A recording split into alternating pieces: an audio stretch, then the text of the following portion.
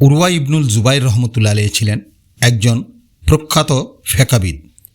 একবার তিনি খলিফা ওয়ালিদ ইবনে আব্দুল মালিকের সাথে দেখা করতে দামেস্কে যান। সেই সফরে পথে তার পায়ে পচনশীল রোগ দেখা দেয়, যার কারণে চিকিৎসক জানালেন যদি তার পা হাঁটু পর্যন্ত কেটে ফেলা না হয় তাহলে তার বিষ সম্পূর্ণ দেহে ছড়িয়ে পড়বে এবং তিনি মারা যাবেন। তখনকার দিনে অবশ করার কোনো ব্যবস্থা ছিল না, তাই চিকিৎসক তাকে নেশাজাতীয় কিছু জিনিস খেতে বললেন যেন কোনো ব্যথা অনুভব না হয়।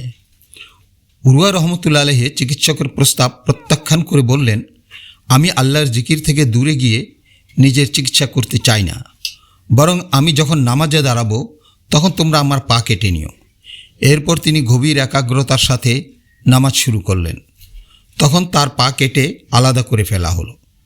নামাজে তিনি এতটাই আল্লাহর ধ্যানে মগ্ন ছিলেন যে পা কাটার ব্যথা এতটুকু টের পেলেন না। কিন্তু পা কাটার পর যখন রক্ত বন্ধ করার জন্য সেই পা ফুটন্ত তেলের মধ্যে চুবানো হলো তখন তিনি ব্যথায় জ্ঞান হারিয়ে ফেললেন।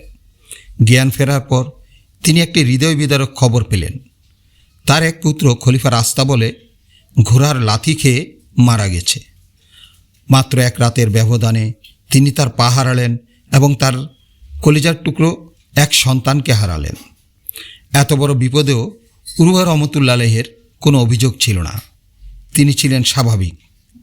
তিনি কাটা পাটে হাতে নিয়ে সেটির দিকে তাকিয়ে বললেন, হে আল্লাহ, আপনি জানেন আমি এই পা দিয়ে কখনো কোনো হারাম কাজের দিকে হেঁটে যাইনি।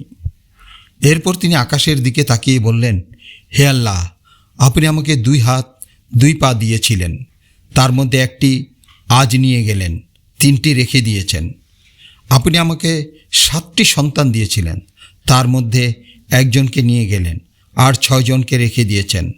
আপনি যা দিয়েছেন তার জন্য শুকরিয়া, আলহামদুলিল্লাহ। আর যা নিয়েছেন তার বিনিময়ে আমি আপনার কাছে সওয়াব আশা করি। এই অসামান্য ধৈর্য ও আল্লাহর ফয়সালার প্রতি সন্তুষ্টি তাকে ইতিহাসের পাতায় অমর করে রেখেছে। উৎস ইমাম আজ-যাহাবী রচিত সিয়ারুল আলামিন নুবালা।